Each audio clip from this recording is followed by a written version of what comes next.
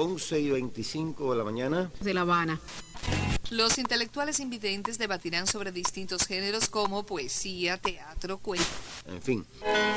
Abejita López, la pelota pica.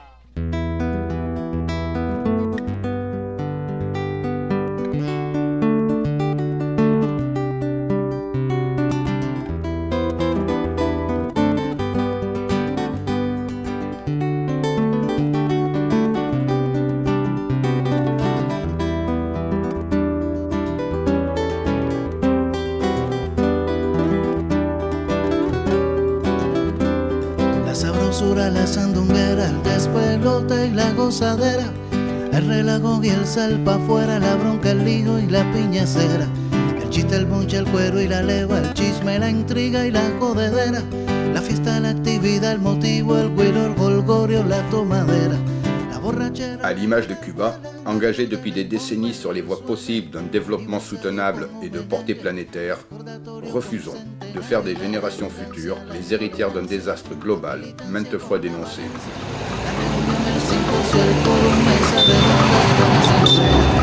Burocracia, mucha paciencia, la democracia no tiene gracia, con la consigna siempre adelante, con valetica y con comprobante. Yo le pido a los presentes que ninguno se me levante, que esto pica y ya se extiende, aunque no haya quien lo aguante, pero ven. Ya desde 1972, en la reunión de Estocolmo, de desarrollo humano, se comenzó a plantear las situaciones del deterioro, fundamentalmente a los recursos naturales y demás a nivel mundial.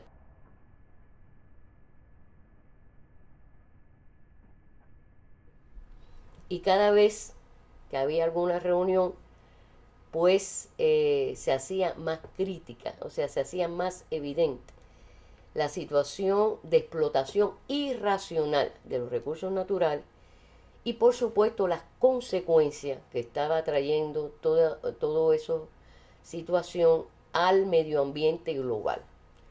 Uniéndose a esto, los desarrollos de corte tecnológico, es decir, todo el desarrollo de las nuevas tecnologías que iban agravando el problema del uso de los combustibles, las emisiones de gases dañinos, tanto los efectos invernaderos como los los agotadores de la capa de ozono. Y todo esto fue moviéndose hasta un punto que cuando se llega a Río, en 1992, o sea, 30 años después de Estocolmo, 20 años después de Estocolmo, realmente la situación se iba haciendo más grave. Con lo que dices que vas a perder la apuesta. Pero ven a mi Cuba, con despelote, con gozadera, con relajo y sal pa' afuera. El trabajo que ha venido haciendo el panel de cambio climático ha puesto en evidencia la gran cantidad de gases que se ha estado emitiendo la atmósfera desde la revolución industrial en el siglo XVIII, que, como yo le decía anteriormente, unido a los desarrollos tecnológicos y unido al modelo de desarrollo capitalista, que ha sido un modelo de producción y consumo a ultranza, sin respetar la estabilidad ambiental ni respetar la necesaria estabilidad de los ecosistemas y los recursos naturales. Bueno, eso ha ido llevando a una alteración a nivel global de todos estos elementos, que tienen diferentes expresiones. Expresiones en la degradación de los suelos, el problema de la deforestación, el problema del agua, que es crítico también, o sea, la escasez de agua, la contaminación. La contaminación no solamente atmosférica, sabemos que el desarrollo de la industria química a nivel mundial fue extraordinario, y todo eso sin calcular adecuadamente las consecuencias de los residuales, de la agresividad de esos residuales, de la toxicidad de esos residuales. Pero ven, que mi Cuba es esta, cuidado con lo lo que dices que vas a perder la apuesta.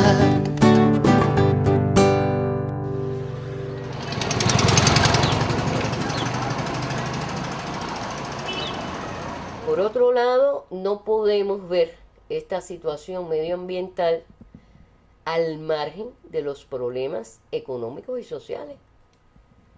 Porque también en el siglo pasado, algo que se venía ya denunciando, las diferencias entre los países desarrollados y los países pobres cada día son mayores. El incremento de la pobreza es enorme, más de 1.000 millones de personas en el mundo viven en pobreza extrema. Le 8 septembre 2000, au siège de l'Organisation des Nations Unies à New York, 189 États adoptent une liste de 8 objectifs à atteindre à l'horizon 2015 afin de défendre au niveau mondial les principes de la dignité humaine, de l'égalité et de l'équité. Cuando vienen los objetivos del milenio, que bueno, imagínate tú, eliminar la pobreza en no sé qué %, el tema agua y demás. Realmente en la mayoría de los acuerdos de la cumbre ya Cuba lo tenía cumplido. Por eso yo les decía que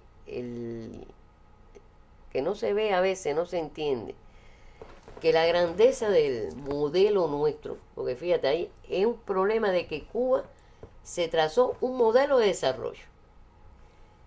Como ese modelo de desarrollo puso al hombre en el centro, entonces por todos los medios se trató y se eliminó la pobreza extrema. Se alcanzaron los niveles educacionales que ustedes saben que nosotros tenemos, que son enormes. Nosotros tenemos más de 1 millón de graduados universitarios, más de 12.000 doctores en ciencia. Tenemos 1,8 ingenieros por 1.000 de población. Las expectativas de vida 75-78, 4,5 de la mortalidad infantil por 1.000 nacidos vivos. Entonces, todo eso, con todo el bloqueo, a veces yo pienso, digo, ¿a dónde no hubiéramos llegado sin el bloqueo?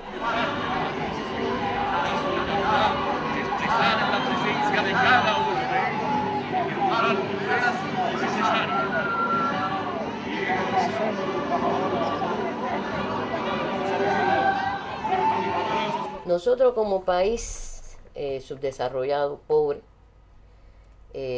tuvimos 4 siglos prácticamente de coloniaje español. Y después, bueno, toda la parte después de las grandes guerras independentistas de nuestros patriotas, tuvimos la intervención norteamericana.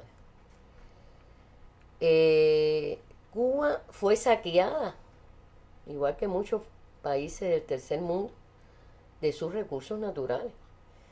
Aquí se han hecho algunas reconstrucciones históricas que dicen que cuando Colón llegó a Cuba en 1492, más del 93% de nuestra isla era bosque.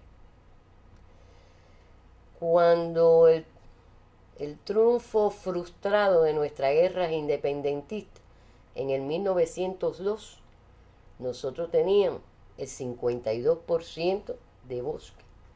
Pero cuando la revolución triunfó en 1959, teníamos el 14%. O sea, todo eso fue un proceso de utilización de los bosques, pero también en la mentalidad de la producción extensiva. Recordemos también que Cuba fundamentalmente era un país del monocultivo de la caña de azúcar. Y el problema se resolvía talando bosques, cogiendo tierras fértiles, sembrando. Se agotaba esa tierra, la dejabas ahí, seguías tumbando bosques, cogías tierra más fértil. Y en esa agricultura extensiva, no intensiva, realmente tuvimos serios problemas. Así, cuando el triunfo de la revolución, los problemas serios que nosotros teníamos era una degradación de suelo que hoy aún tenemos como problema ambiental. Teníamos situación muy serias con el agua, o sea, Cuba no tenía embalses de agua. Ya hoy hubo una revolución hidráulica en el país, una voluntad hidráulica en el país, y ya nosotros tenemos una capacidad de almacenaje de agua de más de 9.000 millones de metros cúbicos de agua, que es lo que nos ha salvado con la sequía que hemos tenido, el poder contar con ese almacenamiento de agua. Teníamos un nivel de pobreza enorme, aquí había en más de 600, en aquel momento, en el 59, vamos a acotar que teníamos 6 millones de habitantes. De esos 6 millones de habitantes, nosotros teníamos 600.000 totalmente desempleados, de la fuerza en edad laboral. Adicionalmente, había 1 millón de analfabetos y semianalfabetos. Y una importante cifra de niños sin escuela. El área rural cubana era, bueno, creo que desgraciadamente en muchos países todavía es así, de una miseria total, ni soñar con un médico, ni soñar con un maestro, ni soñar con la luz. No, eso eran cosas del otro mundo. O sea que cuando la revolución triunfa se encuentra todos estos problemas, una economía muy atrasada, monocultivo, una situación social muy depauperada y un medio ambiente y de los recursos naturales también muy deteriorados. Ahora, ¿cuál fue para mí el principal pensamiento estratégico de Fidel? En el año 60, en una intervención que él hace en un encuentro con espeleólogos cubanos, él dice lo siguiente. Él dice que nuestro país necesariamente tiene que ser un país de hombres de ciencia, de hombres de pensamiento, porque precisamente lo que estaba sembrando la revolución eran oportunidades.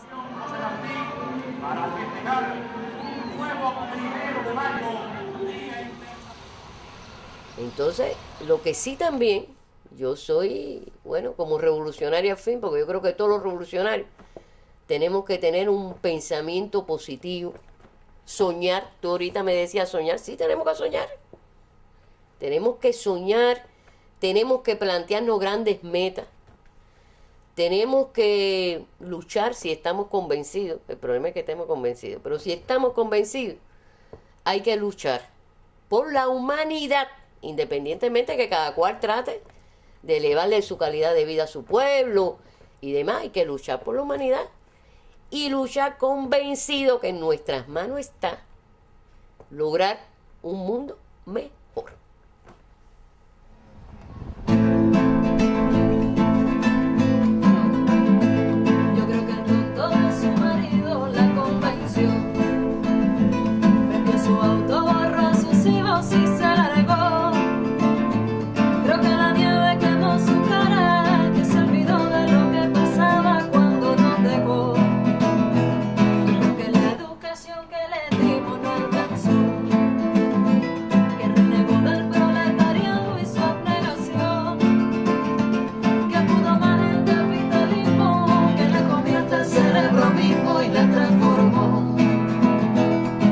Contabilizar las causas para